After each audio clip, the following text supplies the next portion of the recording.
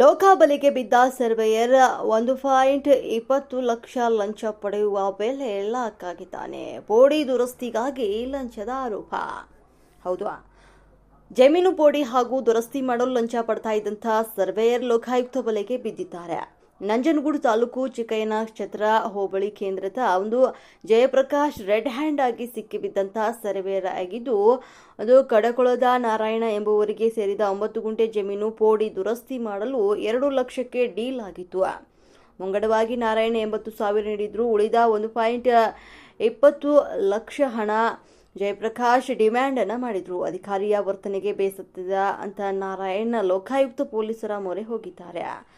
ಮೈಸೂರಿನ ಮೈಲಾರಿ ಹೋಟೆಲ್ನಲ್ಲಿ ಲಂಚದ ಹಣ ಪಡೆಯುವ ವೇಳೆ ದಾಳಿ ನಡೆಸಿದಂತಹ ಪೊಲೀಸರು ರೆಡ್ ಹ್ಯಾಂಡ್ ಆಗಿ ಹಿಡಿದಿದ್ದಾರೆ. ಲೋಕಾಯುಕ್ತ ಡಿವೈಎಸ್ಪಿ ಶೈಲೇಂದ್ರ ಅವರ ನೇತೃತ್ವದಲ್ಲಿ ದಾಳಿ ನಡೆಸಲಾಗಿದ್ದು, ನಂಜನಗೂಡು ತಾಲೂಕು ಕಚೇರಿಯಲ್ಲಿ ಆರೋಪಿಯನ್ನ ಹೆಚ್ಚಿನ ವಿವರಣೆಗಾಗಿ ಒಳಪಡಿಸಲಾಗಿದೆ.